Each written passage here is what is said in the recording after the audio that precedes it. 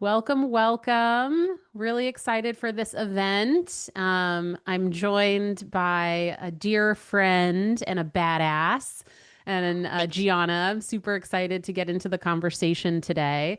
We got lots of people coming in, but we're going to get started. And really, the focus of the conversation today is talking more about the brand demand expand approach that I'm sure you've been seeing all of Refine Labs talking about this year. And we're not claiming we made it up. This is just going back to like key marketing fundamentals that are timeless and that always work. And especially as we're all trying to do our best to manage through the AI era. Some of these timeless marketing principles are really where we should all be thinking about in order to drive sustainable growth for our companies. And so, excited to talk through this today. You probably know from our Refine Labs events and content. We are heavily focused on talking about all things demand, and we've really been leaning into more content and events are focused around brand strategy and brand measurement. And I'm really excited today because Gianna is really a customer marketing expansion advocacy expert. And so we're going to really talk a lot about that expand pillar and how customer marketing and customer advocacy is fuel for your brand and for actually closing deals and getting deals over the finish line. And so um, we're going to get into it. So, Gianna, welcome. I've known you for Thank you. years. I'm so glad we're doing an event together, but would love to kick it over to you to just introduce yourself and your and champion. Oh, thanks so much, Megan. Hey, everyone. I'm Gianna. Everyone calls me G, so I feel like I have to say the same. Feel free to call me G. I met Megan years ago, back when I was a GM at Aircall. She graciously gave me some of her time as I was really exploring how to grow the customer success, right? So talk about expand function of our business. And my lens has always been looking at SDR, BDR, all the way through customer success, so that full go-to-market engine. Prior to Aircall, I had been at a company called Blue Wolf and Mondo, where I helped scale it as part of and running the RevOps team. And so that's really the lens in which I view things. But today, I'm coming to you as a co-founder of Champion. We're a customer marketing platform where we help our enterprise customers grow through their customer base. So really thinking about how do you use your customers as a channel.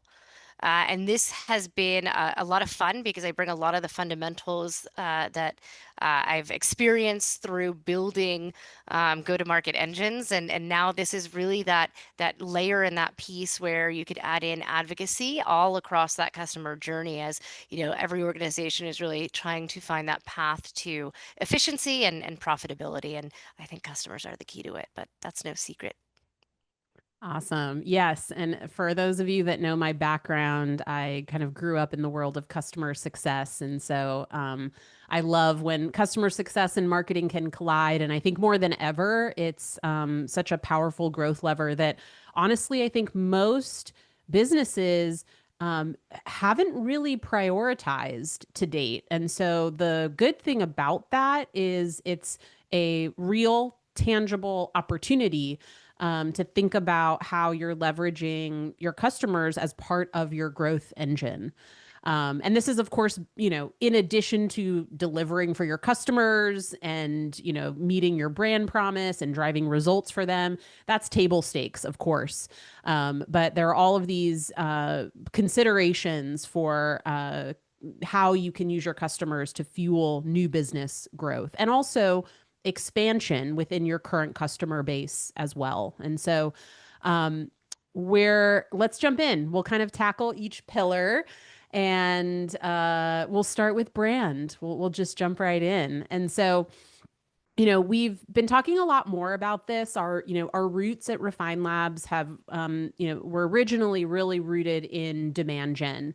And that was our real core competency and what we had focused on. And what we're finding is that if you have too much tunnel vision on a demand only strategy, that you will hit a growth plateau, that you will start to see diminishing returns, and that the two additional pillars that are really required to continue to grow a business is brand and expand. And so, from a brand perspective, obviously, there's things that you can do, from a paid advertising perspective to build brand awareness, but there's so many other programs that you need to be thinking about and implementing for a true holistic brand strategy.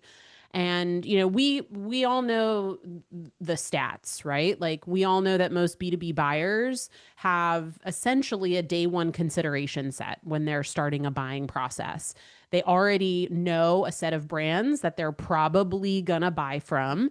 And if you're not on that day one consideration set list, it's very likely you're not going to, win the deal. And so it's a missed opportunity for a lot of folks that are too focused on performance marketing or demand gen at the expense of a more holistic strategy. And we just know that, I think it's like 90% of purchases will be from that day one list. So, of course, there are ways to get in, and people might find you via search or other means. But prioritizing this is really, really key. Um, It's a short list these days too, from what I read, and I can't remember the exact study, but I think it was something like today's consumer is looking at 2 to 3 products as opposed to traditionally that 5 to 6. So it's also a short list that you need to get into. So it's a double whammy there. Yeah, absolutely. And, we've had a lot of really great sessions recently with Matt Chanella and Dale Harrison. And it's fascinating when you really dive deep into brand, how people believe that one program or one activation is enough, and that Mm. the memory decay of one particular brand program is so rapid that this always on brand motion is really required. And so, from my perspective, when you think about a brand strategy, priority number one is your unique point of view and your strategic narrative. What is your story, right? What story are you telling to the market that is going to make them understand the problem that you solve, your solution, and have a recall of, and sort of association of your brand with that problem and solution.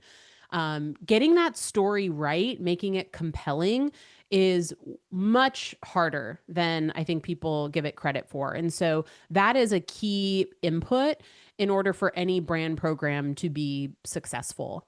Um, Yeah. yeah. It's interesting having, we're 2 years into Champion now and well, about 2.5. And, I'd always been at a scale up, right? And so it was so interesting to build from the ground up and really to build that brand from its infancy. And thankfully, my co-founder, Jeff Reekers, is a brilliant marketer. And so he really took the reins here. But it was really fascinating to watch how important it was to survey, right? Speak to thousands of customer marketers. Of course, that was the space that we were selling into to help us understand what those problems were, to use their words within our branding, within our messaging, that narrative that you speak of, so that we really could show and explicitly be aligned to, right, those problems that we were solving as we're creating a little bit of a new space. There are a lot of players in customer marketing, but it's still not a major strategic program in the eyes of the C-suite. And that's where Jeff and I are really trying to change that narrative alongside our customers to say, look at how much impact you can make and do make as a customer marketer. And that's really that narrative, Megan, that you eloquently said is so hard to do sometimes, right? To really create that wave. Yeah, absolutely. I'd love to dig into this more in terms of, from your perspective, what are some of the brand programs that you have activated to get your story out into the market? What's been successful for you guys so far to date? Yeah, so definitely, social, obviously, having a presence on social and really being thoughtful about the content. But we wholeheartedly believe that business is human and we are trying to make the buying cycle human again. And to do that, that means that we're sharing human stories, human struggle, human successes. And so we're really bringing our customers to the forefront of this story. So whether that's them helping us really create the narrative and understand the pain points, it's also really amplifying their voice and what they've done. So one, social and utilizing our customers' actual voice stories, et cetera, for that win. But then it's also um, creating events. So we did a whole series of events. We partnered with another company doing roundtables and giving, again, the platform for our prospects, our customers, our main ICP to really create a beautiful environment so that they can share what they're going through. So we're just like the platform, right? The medium for them to get together. But that in turn builds a brand to show that we are invested in them. And that's part of our core value is really showing this community that we're a part of wanting to help them rise in getting more C-suite visibility. And to do that, it's about elevating each other. Now that we're kind of past the COVID era, I think we're all noticing and seeing either as, observers or participants or hosts, in-person events are so powerful. Small dinners are great ways to engage with your audience, and community. And community can mean a lot of different things, right? It doesn't always necessarily need to be a Slack community, but that can absolutely help. It's like, how are you bringing, your prospective customers and your customers together so that they can share and learn. Donna, I love your question in the chat around customer interviewing. And when Gianna gets back on, we'll definitely get her take on this. I think one thing that we've been testing out at Refine Labs in relation to customer interviewing is we've been leveraging the Winter software platform for some really interesting brand sentiment surveys as well as buyer research. And we have been finding that actually having some customer interviews that are really focused on the buying process specifically has been really eye opening about what they actually care about, and kind of piecing together like the murky customer journey that we know people kind of go through today. And so I'll be really interested in hearing Gianna's perspective on what they did for their customers. Don, I'm seeing your response. um, yeah, and I think what we have noticed is we have been leveraging both technology for some kind of surveying as well as getting in front of actual people. And I hear you, Donna. It's expensive from, both a time and resource perspective, but the insights are so valuable. And the reality is, we've been doing these in, cohorts of 10 or 15. You don't necessarily need hundreds or thousands to get really valuable and interesting insights. And Donna was actually really interested to hear more about how you did the customer interviewing that you mentioned for, big groups of people. And she's interested to hear a little bit more about that. I was sharing a little bit about some of the buyer committee research projects we've been running Mhm. at Refine Labs, but those are on a very small scale, very focused on how people buy. But share your experience with what you've done with customer surveys. Absolutely. So we actually did these live or one-on-one via Zoom. And so, well, I should say there were different parts of it. How we really got started was booking time and asking for people's time. So whether it's your customer base that you're doing this with, or as we were entering the market, building a product, it was really, no lies about, what the intent was, which was really asking for people's time to help us. And I think that that's really important to explicitly share, and that you're not trying to sell them, but you are asking for their time. And so, we did one-on-one meetings with people, 30-minute time slots, if they could allot 30 minutes with, just very specific questions to learn about their pain points. So, if you are exploring wanting to solicit feedback from others, I would say, really understand what it is you are trying to gather and create a framework that you could use and replicate with many. And so we did that for one-on-one conversations. We also threw some events. So we did some like happy hour style events where we gave a very brief presentation to tease an idea. And then within that idea, we were then able to walk around the room, solicit feedback, book some follow-ups that way, which was a great way to go deeper into a conversation. From a survey perspective, there are great tools out there that you can use to, again, formulate, some bigger, responses from a larger sample size. And so again, I think it always boils down to really thinking about what outcome you are looking for, what type of information you are looking for, and then create your framework of questions from there, where you could really extract thematically, the different responses to drive change. Yeah. Awesome answer. I love it. I love it. I mean, we could go on and on and on about brand, but let's move on to the next pillar and dive a little bit into the demand pillar. I'll speak to this a little, and then we'll love to get your take, Gianna, especially from customer marketing and a customer advocacy perspective. I think this is another area that I think can be so underutilized or underleveraged. And so, when we think about the brand demand expand pillar, the goal of brand is really being on that day one consideration set. Like that's really the goal that you're after. From a demand perspective, we are looking at that in how do we convert interest and attention into sales conversations and pipeline. And this is where you get a lot of what I would say is probably, the stuff that's become really the go-to in terms of growth strategies over the last 5 years is how are we thinking about performance marketing? How are we thinking about our website? How are we thinking about people converting off the website? How are we educating and activating our buyers? How do we make sure if they're searching for us somewhere that we are coming up in that search so that we can be part of the process? How are we making that experience as frictionless as possible? And what I like to say is usually when you're looking at all of these pillars, the demand pillar is probably the easiest thing to spend the most money on. And so I think you have people honestly over investing in this pillar because it feels coin operated. I'm going to put some money in, I'm going to get some customers out. It's easier to defend with your CFO.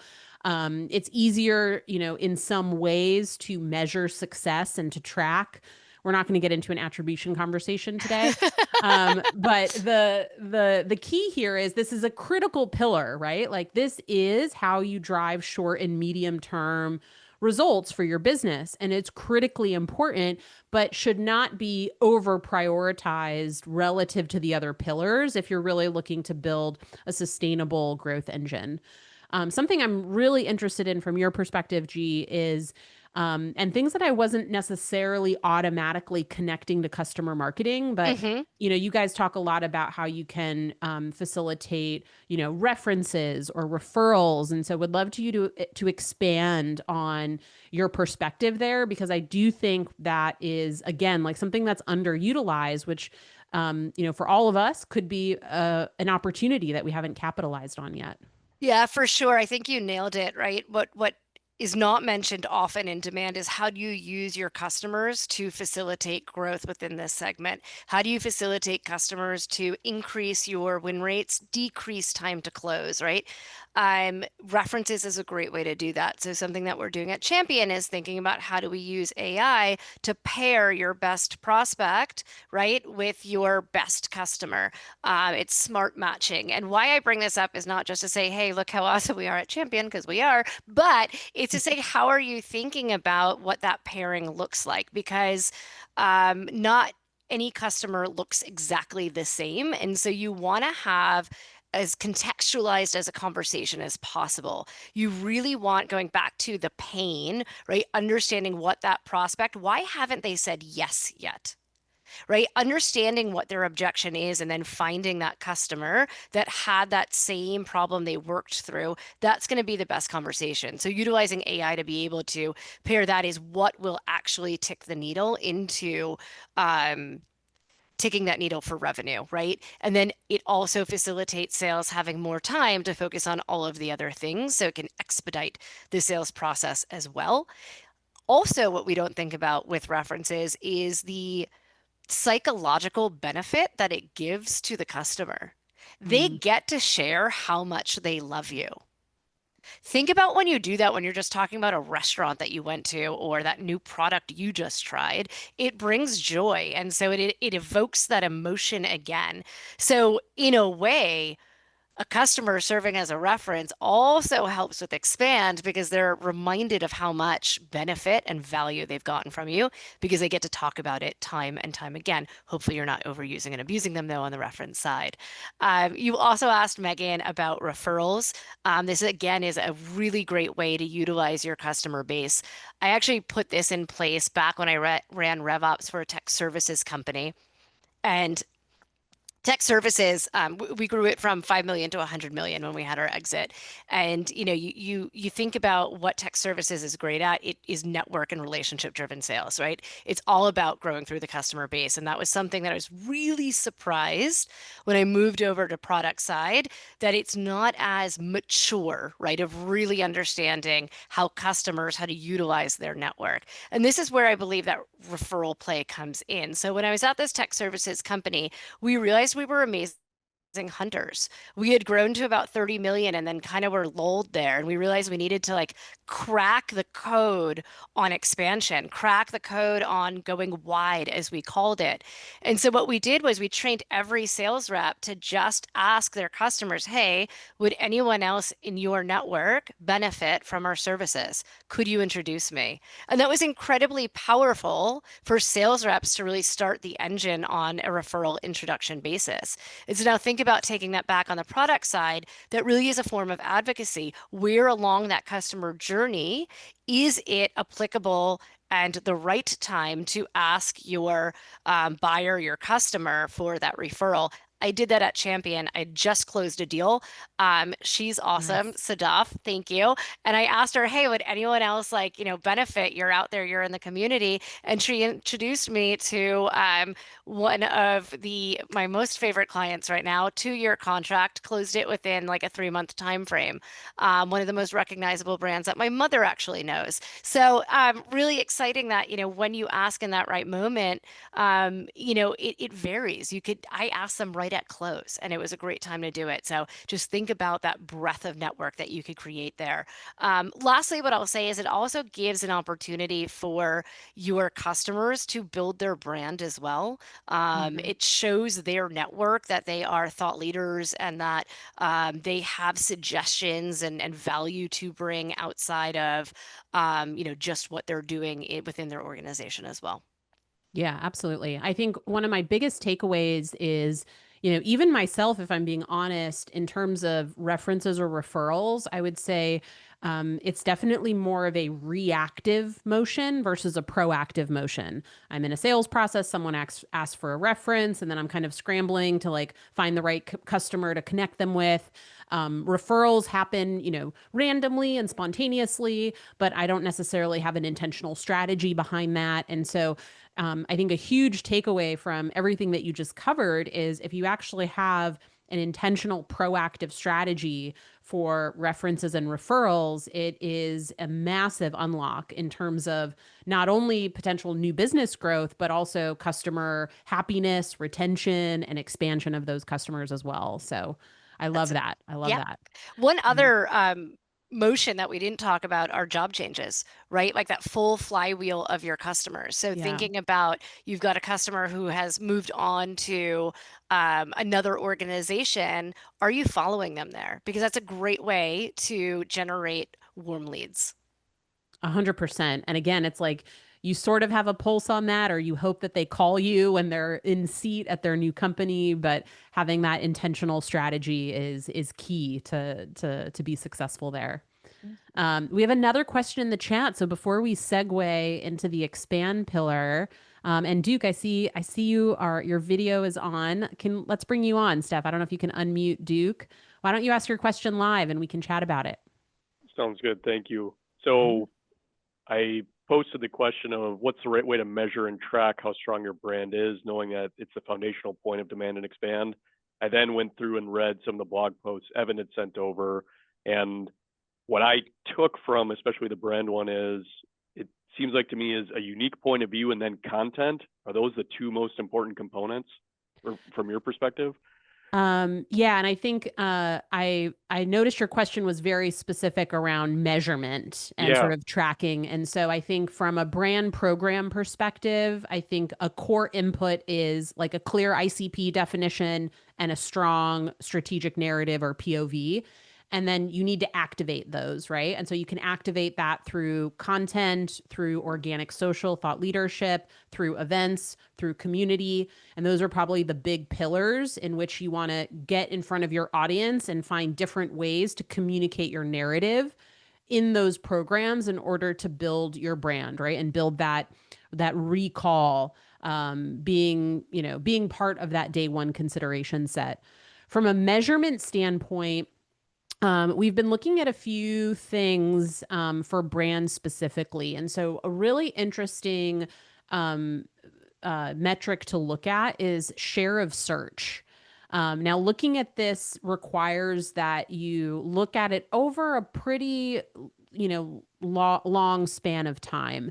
And what you want to actually start to measure is what is the baseline of our current share of search.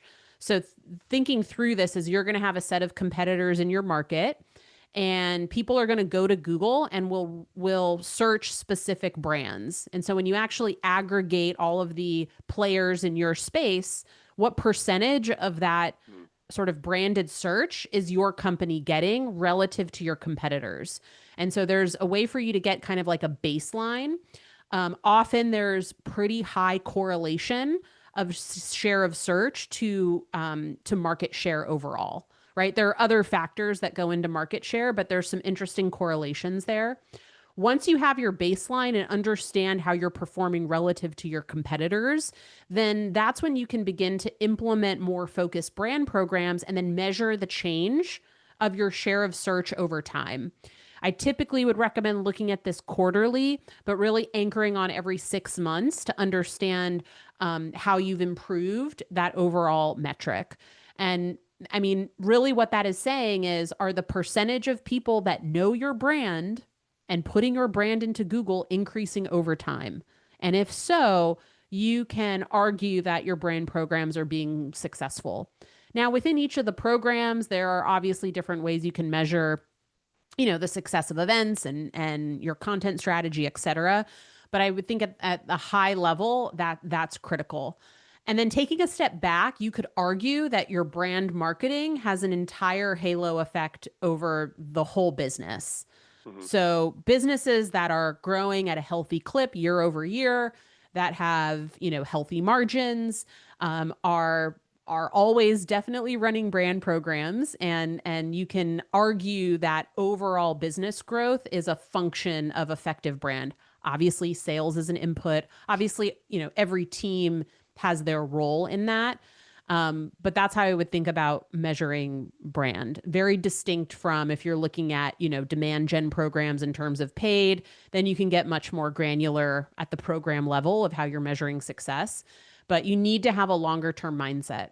I think the last thing that I'll say is we've been testing some of the brand sentiment surveys via Winter. And that's really interesting to get kind of primary research on essentially if you are in the day one consideration set with your target ICP. And then running those surveys every 6 to 12 months to see if you are noticing an improvement there as well. So that's another concrete measurement that you can be thinking about um, from that measurement perspective. So I gave you a lot there. Yeah. Any feedback or follow up questions?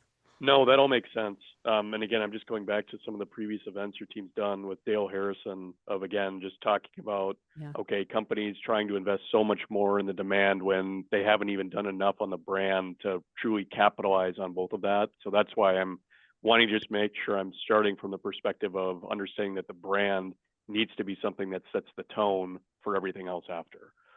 Exactly. And that's why we've been really championing this, kind of brand demand expand framework, because you really need all three. Mhm. And you need to be thinking about all three within the context of building a growth system and kind of get out of the weeds of executing programs or campaigns. And that's, I think, really the difference between great companies that are growing and profitable and the ones that are not. Great. Um, Thank you. yeah, thanks for coming on, Duke. I appreciate it. All right. So we've talked about brand and demand. I love the questions. Keep them coming.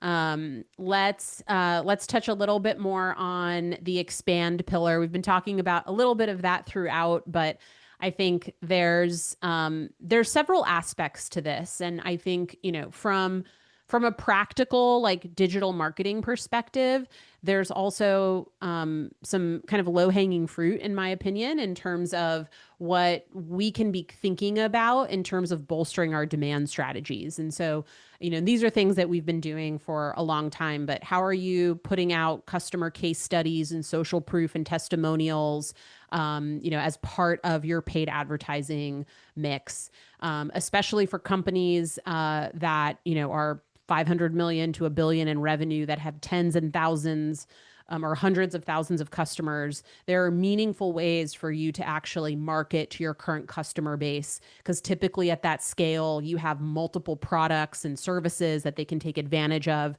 where most customers are only using one or two of them. And so there are some, kind of table stakes programs that a lot of people don't consider when they're defining their demand or their paid strategy, that can be really impactful to integrate, both in directly marketing to your customers, but also taking, customer wins and case studies and marketing them to prospective customers as well. There's so much more, though, when we think about the expand pillar. What this is really intended to represent is retaining your customers, expanding your customers, renewing your customers, turning your customers into evangelists and advocates.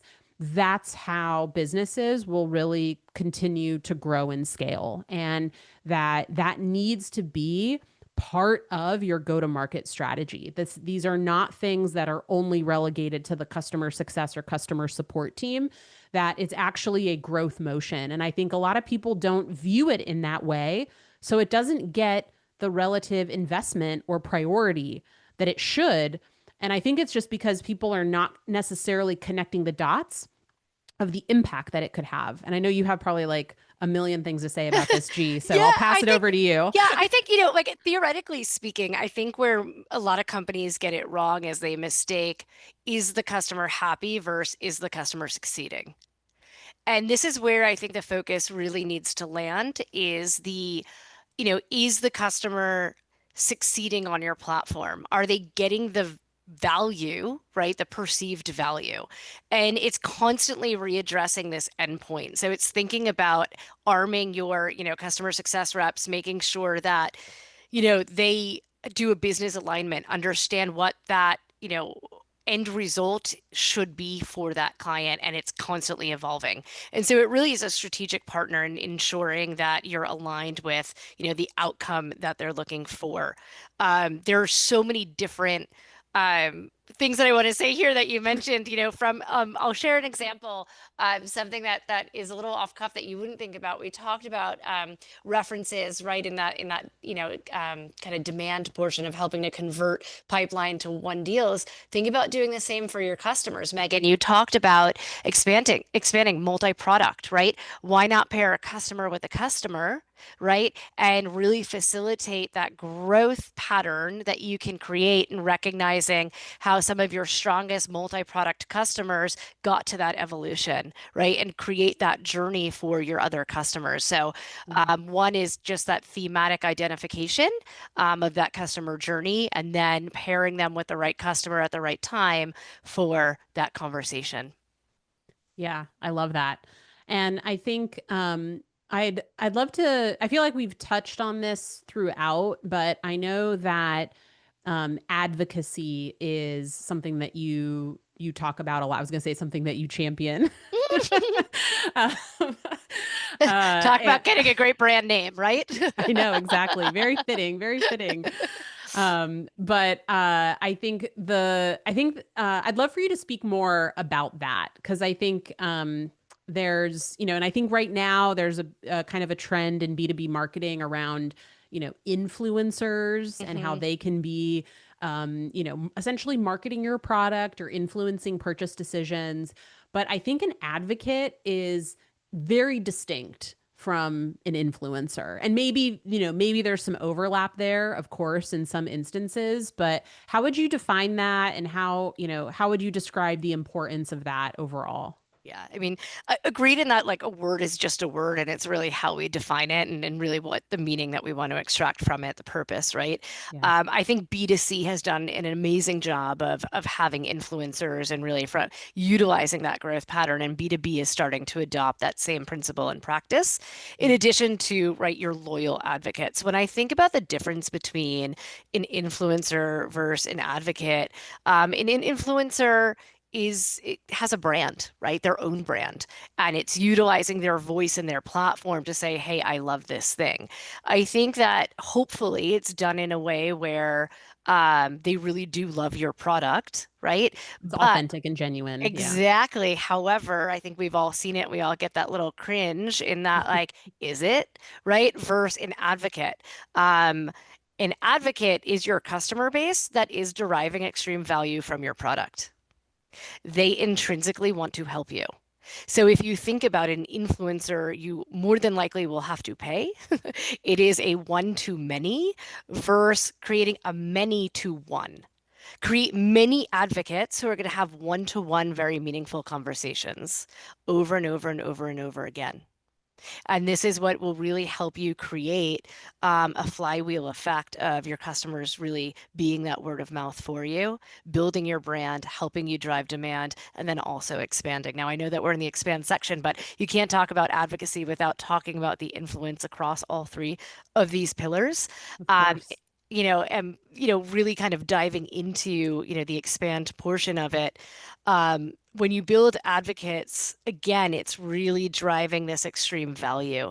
And so then it's thinking about how do you partner with them to better understand the business needs, those growth potentials, the expansion potential. And that's really when you could go from a 1 year contract to a 3 year contract, or start to push those boundaries, having more and more transparent conversations. So I think you could think of your advocates as your partners in your growth strategy within that core account, thinking about it from multi-product to then also thinking about just a better contract, adding in case studies, utilizing, their story, right, to then help you in the other pillars as well. Yeah, 100%. Well said. Um, so I think one interesting topic related to all these three pillars that I wanted to touch on, and then we'll open it up for some more Q&A, is budgeting and budget allocation. So we're in budgeting season right now. Everybody is putting together 2026 plans and 2026 budgets. I think the typical the typical themes that we see as we're working with customers and we're understanding how they're currently deploying their go-to-market budget, what we typically find, and again, this is not everyone, but this is sort of general conclusions, is we typically see demand is overfunded, brand is underfunded, and there's no real proactive consideration around the expand pillar. So that seems to be kind of the predominant theme across a lot of companies that we work with. And a lot of people will ask, like, well, how much should we spend, per pillar or per channel or per program? And so, I think there's no perfect ratio. Every business is going to be different, but I think that as a general rule, we've been anchoring on, the reality is, growing today and tomorrow and next week is going to continue to be super critical for every business. And so, 50 to 60% of your budget maybe is allocated to demand programs that's really anchored on those shorter and medium term results. But that, then hopefully 20 to 30% is invested in various brand programs. And like, let's get expand to the table at least and allocate 10 to 20% of your overall go to market motion. And again, these are intended to be ranges to provide kind of a baseline for people to just be thinking about their own budget and first asking the question, of like, how are we allocating things today? Are there things that we're just totally ignoring or not taking advantage of that are going to impact our ability to grow in the medium and the long term? And should we be thinking about making some changes? I would imagine you kind of mentioned this earlier on in our talk, Gianna, that um, sometimes there's no like budget line item at all for customer marketing or various programs related to customer marketing. And so I'm sure you have a lot to say on this topic too, but what's your POV on sort of budgeting and how companies need to be thinking about this? Yeah, I think that this is a CRO conversation. It needs to Mm, be. Customer marketing is a core function of making sure that new go-to-market motion runs. And why I say that is because everyone is really tasked with growing more efficiently these days. And the way to do that is to focus on NRR. That means that you must focus on your retention and your expansion of your customers. It means that you have to have acute focus on your ICP so that you're not wasting dollars on brand or demand marketing to the wrong people. How you continue to invest in the right areas and understand your ICPs by understanding your customers, making sure that you invest in a cab so that you understand how they're evolving. Therefore, your product or your service evolves with them as well. This is what's going to ensure that your roadmap is always representative of the evolving needs of your ICP. So, in my mind, I would flip it and say expand really like your customers is where you need to invest in. And we're starting to see that customer marketing has more and more influence within this conversation because there are now tools like Champion where you can really tie your efforts to ROI, showing the revenue impact. And that, of course, is what a CRO needs to see. But hmm. really thinking about how your customers are that centralized kind of engine to the bigger engine. Yeah, I love that. And as kind of a customer success professional at heart, I spent the bulk of my career really in that discipline. I couldn't agree more, I think. And love that you kind of are going at it from the CRO angle. I think that's really smart and that makes a lot of sense in terms of who are the right folks at, on the C team that are going to have budget authority and influence over these types of decisions. Yeah. Um, Because you think about customer marketing, they're really influencing the full scope of the customer journey, right? Everything from, brand and utilizing the customer voice to build that brand, to demand some of the different practices that we mentioned of references, referrals, tracking job changes, to then expand motions as well, creating advocates, understanding who they are, and giving them a platform of influence. yeah, absolutely. Awesome, awesome. Let's open it up for questions. We have about 10 minutes left, so we can take a few questions and do a few closing thoughts. Oh, Duke had a very direct question for you, G, in the Uh-oh. chat. um, are you reading it?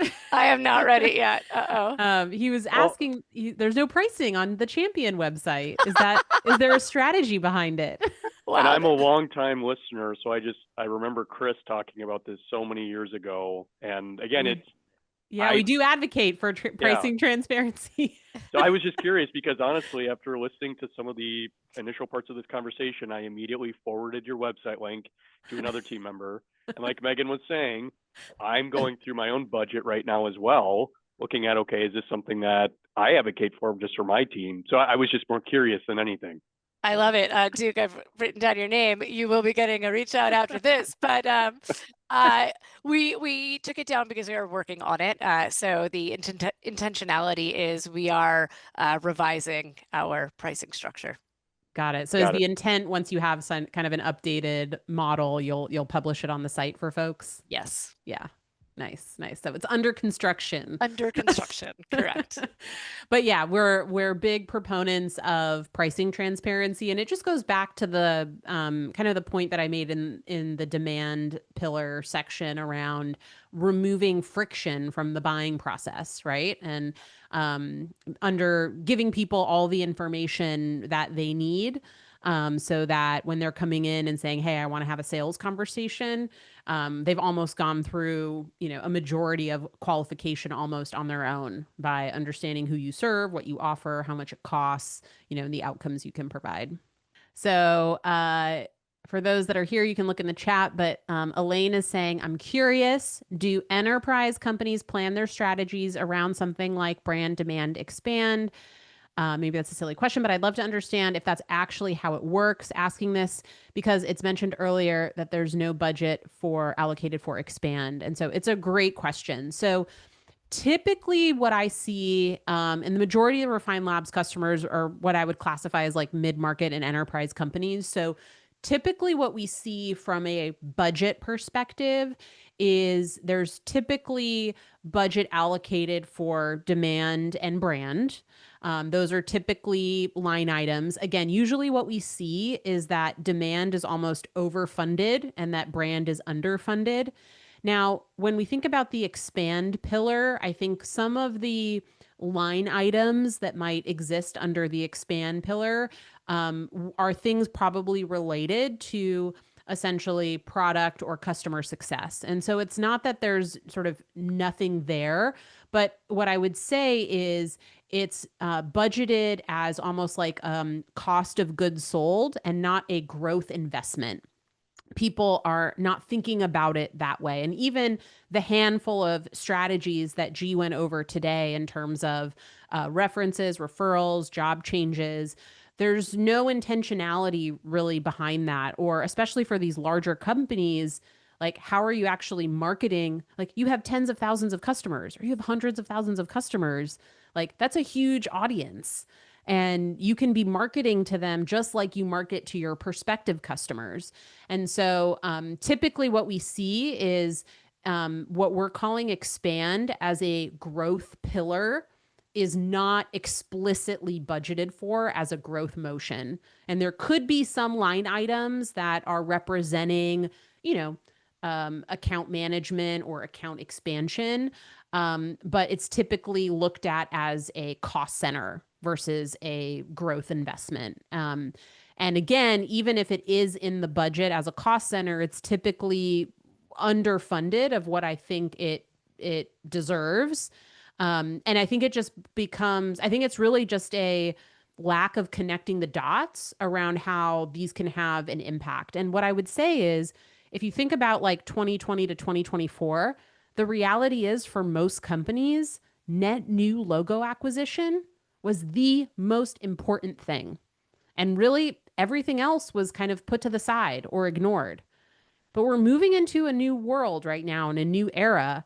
And we're already beginning to see how the erosion of your customer base in churn, a flat NRR or declining NRR has really serious business implications. And so we're at this juncture now where people are starting to see this as a real problem. And this is why we are talking about this, because there's actually something that companies can do. And they can start to do things differently than how they've done things before. And I think this is a good thing. Obviously, net new logo acquisition is super important and it will continue to be important. But these other pillars are just as important as well. And so I think for G and I think the hope is if we can just talk about things, educate people, give them a roadmap of how to think about moving from where they are today to the next phase of building their growth engine, that we can help more and more companies move in this direction. G, what would you add?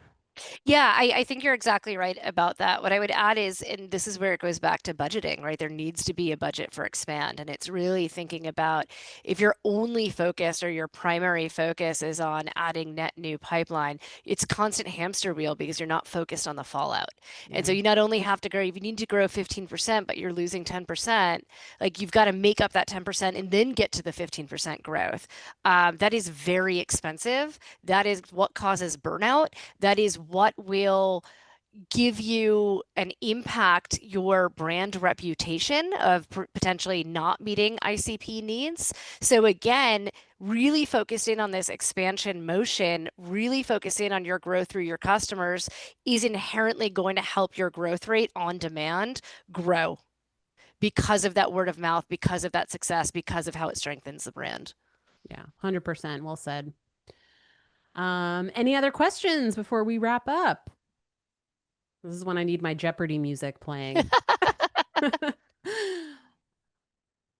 All right, we'll give it another second or two for some questions. See if another one pops up. And G, you can start preparing your closing remarks. Oh, Duke, come on Just up. one more, if that's okay. What's You're your best advice to create better sales and marketing alignment?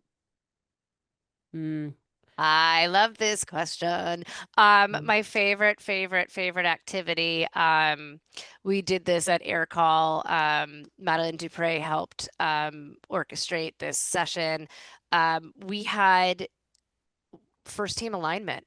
And we didn't do this at the C-suite. We did it at my team did this, right? So again, I shared with you, we were SDR, BDR all the way through customer success. I had my VPs and director level. We all got in a meeting and we talked about the customer journey. We talked about where there was fallout. We talked about really thinking about where we could catch that fallout and create improvement plans. And we had everyone build it together, all of the different department heads, so that they had to think about the impact of bum MQLs or, closing deals that weren't within the ICP and how that impacts the plus one, that next team. So really aligning everyone on the outcome, which is strong NRR, right? And whatever that number might be, your goals are, and building that program together, really understanding how would we rate ourselves? How would our customers rate us within each of these segments of the customer journey? Where is their fallout and what can we do to improve that? So it's getting everyone to think about this holistically.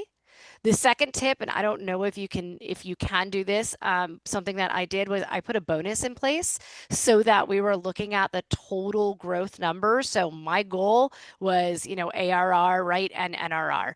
And so it was, putting a bonus in place so that your BDR manager is thinking all the way through customer success. And that way, have whatever that total, whether it's a global number or a P&L number for a certain geography, having them targeted on that to make them think, a few steps ahead. I love that. That's a great exercise. I was going to just add, I think, shared goals and incentives. Yeah. I think that a lot of the misalignment that happens can be solved at the leadership level with appropriate goal setting and incentives. But getting everyone in the room and rallied around the customer is how you're going to get like the boots on the ground really invested. I think in that. I love that recommendation, Gianna. Awesome. Thank you both. Yeah, great questions, Duke. You were like our co-host today. I loved it. All right. I think great event. We're gonna have to do this again sometime. I It was would love so that. wonderful to have you. And as we're wrapping things up, okay, so if I had to say, what were some of the top three takeaways from this conversation that you just kind of want to reinforce for everyone before we wrap up? Focus on expand. That's what's going to drive the other two, strengthen the other two pillars. I would end with that. I love that. So that's 1, 2, and 3. That Focus is on right expand. there.